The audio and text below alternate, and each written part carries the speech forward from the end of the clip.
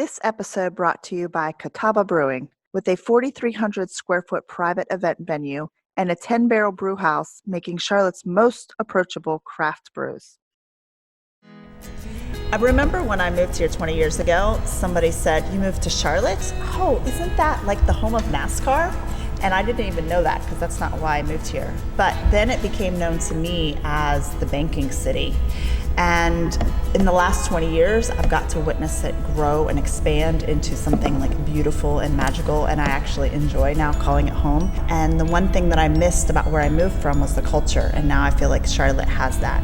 And I can just say that, Charlotte, we have Southern hospitality, and we truly love to help each other. We have camaraderie.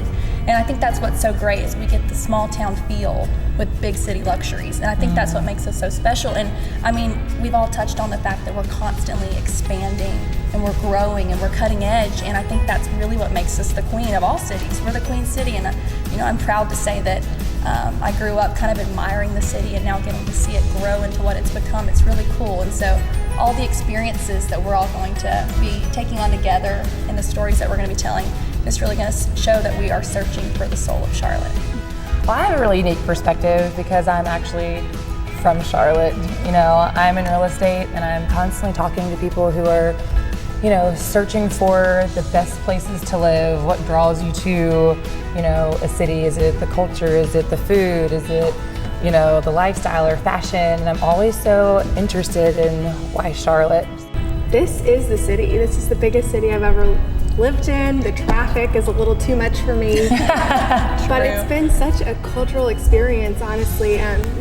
Being able to meet more people that were Venezuelan like me and meet so many Hispanics and meet so many people from different places all over the world makes me feel like Charlotte's pretty diverse. And, we're in the South, so it's not that diverse. The food is what drives me, right? The fashion is what drives me.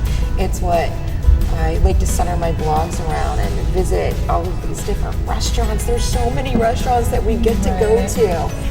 The breweries, the nightlife, the culture, the fashion. To me, it's the people.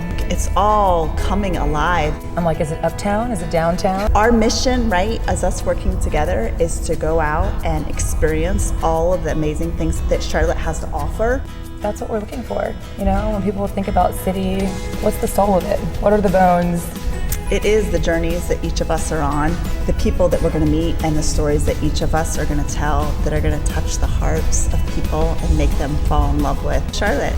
Woo! I'm all about the breweries. I'm excited. Bring it on. We're searching for the soul of Charlotte.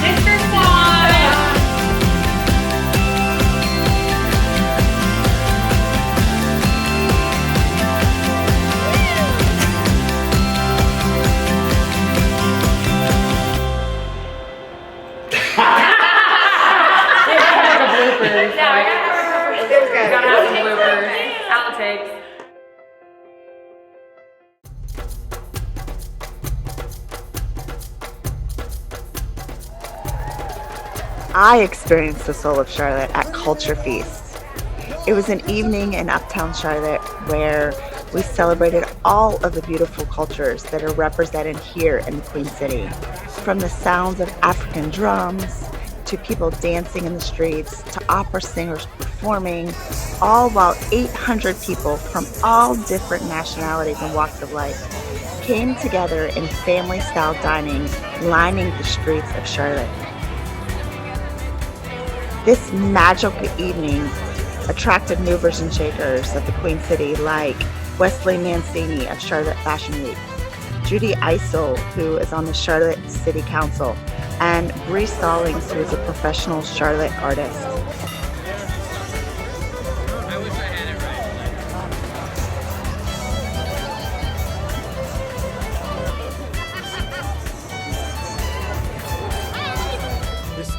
so we're standing there in this circle watching all these drummers play, and I wanted to jump in there so bad, because now that I've learned how to like get into beat, it would be something to do. So that they started off Culture Feast with the drums. It was such a beautiful experience. Then they had these models set up with people, I believe, from UNC who had designed these outfits that were interesting. But then the beautiful thing was, like, they opened the gates and everybody went in and like found a table. So imagine like 800 people It's like coming in. just going My community. like The sitting world down. at the table. Like a melting All pot. one table, Yeah. which is so cool.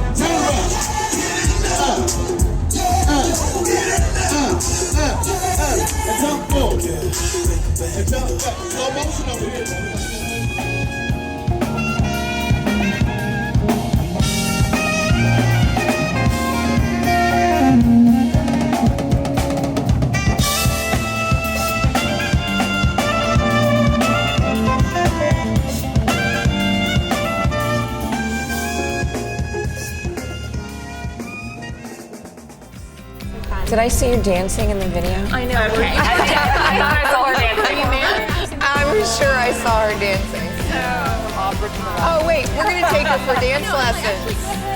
Don't forget that. Aren't we gonna do that? We're gonna take her for dance lessons? Yeah. I know. So I don't dance. I know. But we're taking you to a studio. And then just all the different cultures came in and performed, and so you got to see all the differences and realize actually there's a lot of diversity in Charlotte. And it was really cool because we all were like, it was like a celebration of all the diversity that's happening in Charlotte.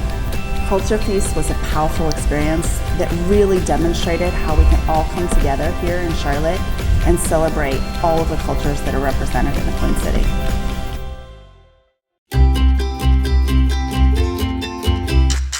This is Leo. He loves dogs. He loves washing dogs. He loves brushing dogs. He loves clipping dogs. He loves drying dogs. He loves grooming dogs. Big dogs, small dogs, white dogs, black dogs, spotted dogs, tan dogs.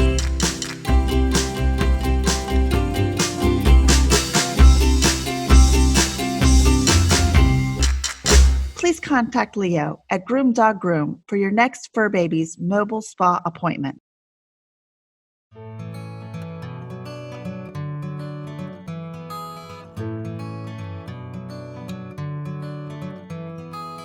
I'm on a journey, and it's very important to surround yourself with like-minded people and to really embrace that. There's a certain level of vulnerability that is required when you take this path, and it's very, very hard to do it alone. So getting in front of people and getting with people who are on the same path as you and who are willing to pour into you and you're willing to pour into them, rising tides rise all ships. And I find these retreats to be definitely part of my life. I have to come to these to refresh, to rest my soul. Rachel has a very unique way teaching people how to see within themselves and how to dream big and live beyond what you think that you can live.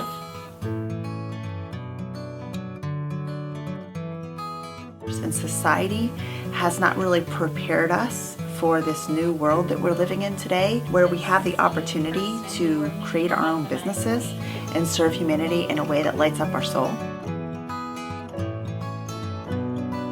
I'm in a place in my life where I just feel called to take that next step spiritually, mentally, physically, emotionally. In my professional and personal life, I feel there's always something that you can get out of these experiences and you can learn from. But to be around people who you know and you can see and they're pushing these boundaries and doing all these great things, it pushes you to think further. And so what I want to get out of that is to allow myself to dream bold, be bolder, dream bigger, and then walk into that path instead of thinking this is them and this is me. That's no, I can be this too, and let me blaze my own trail.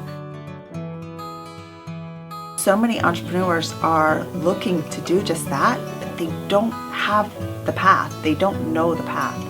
They don't necessarily know how to become an influencer who then can go out and make a difference in the world. So they're seeking. What I do and what lights up my soul is to help them become mentally, emotionally, physically, and spiritually an influencer, so that they can step out into the world with confidence, take their gift, their skill, their craft, their message, and share it with that confidence with the world in a way that will impact and make a difference in the world.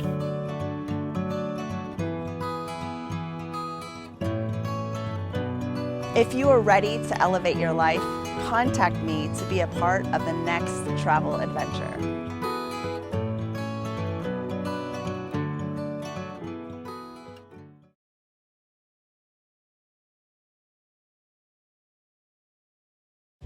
Thanks for the jam. If it has a zipper, I don't want it. They're so uncomfortable. Really? They are uncomfortable to me. Thanks. Oh, I hate Yeah. I put one on once. So I'm terrified of the dark. I think I've always been. I'm glad we have streetlights here because I feel really safe. So when you decided to do the 13th acre for the team, I was like, take one for the team, Marianne. So thank you.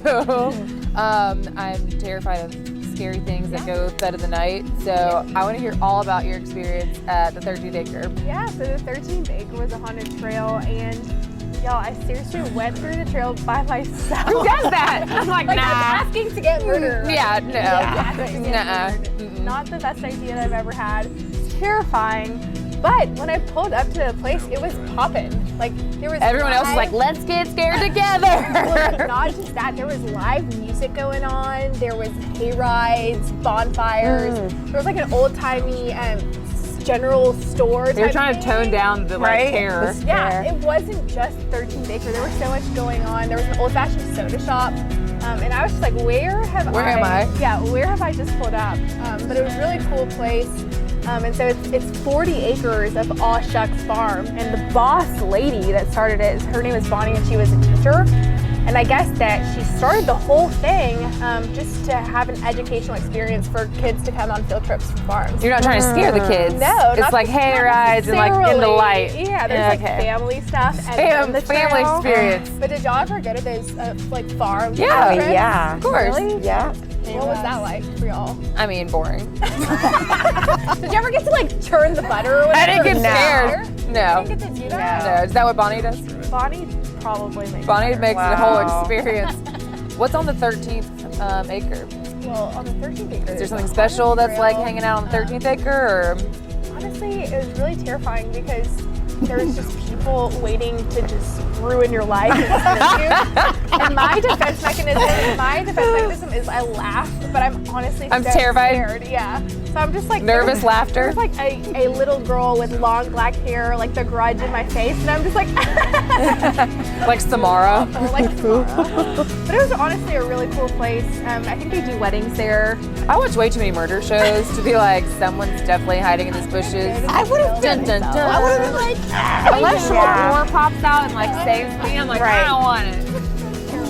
Okay. But yeah, it was great. It was really fun, cool place. When you left, how'd you feel? I felt alive, which is Alive. My heart was racing so fast. I am definitely alive right now.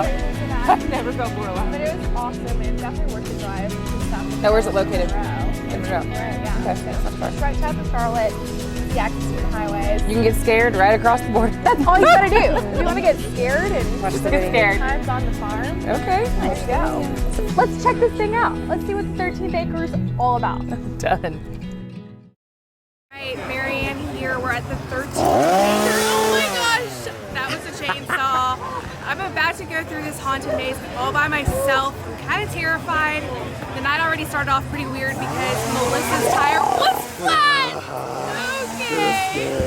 Okay. This is just a taste, y'all. So I don't know. I don't know if I can handle it. We'll see.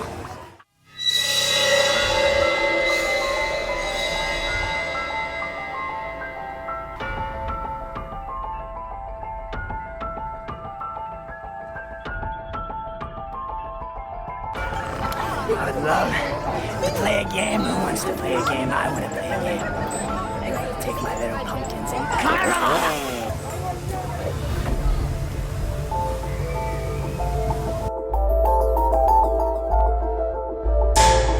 Hello, darling. I'm Nicholas. This is Carl.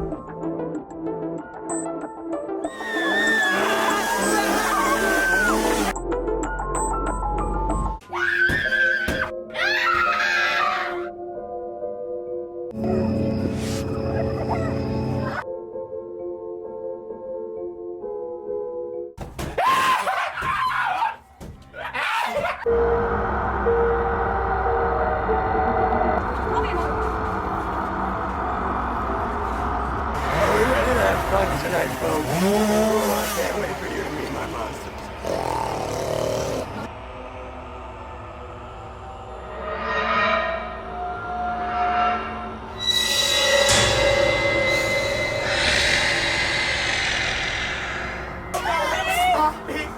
I'm not crazy.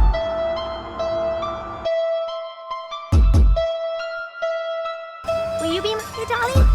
All my other dollies keep losing all their heads.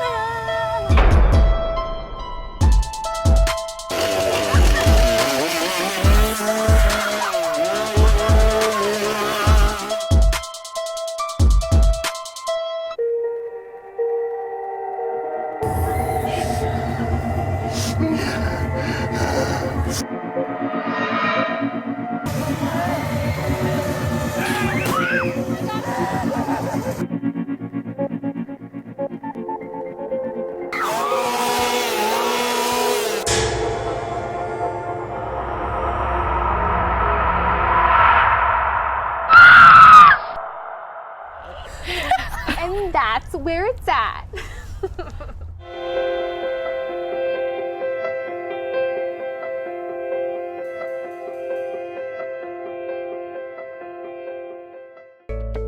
What's so incredible about this place is the uniqueness. You walk in and it's not like anything you typically see in Charlotte. You walk in, the lights are dim, everyone's friendly, and it's intimate. And you mix that with the food and the dishes, the meatballs. You just can't go wrong. It's the perfect place to take your girlfriends or to go on a date night.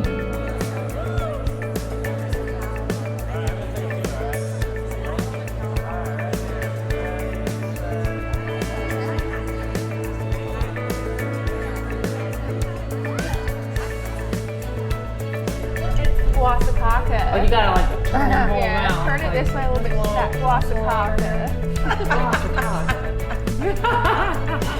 That's beautiful. So it's good we've got a Christmas town, right? Yes. But McAdamville is a historic town too because it used to be a mill city. And their big factory was yarn.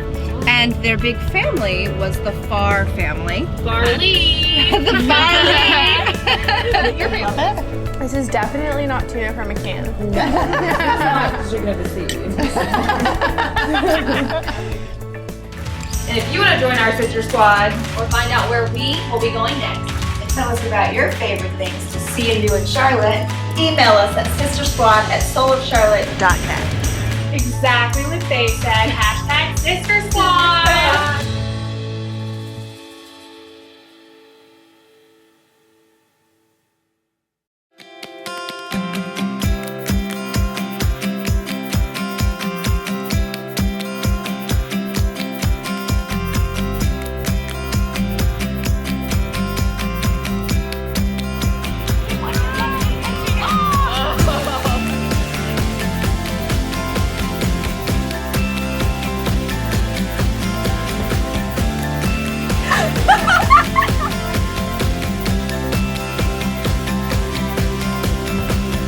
Hashtag Sister Squad.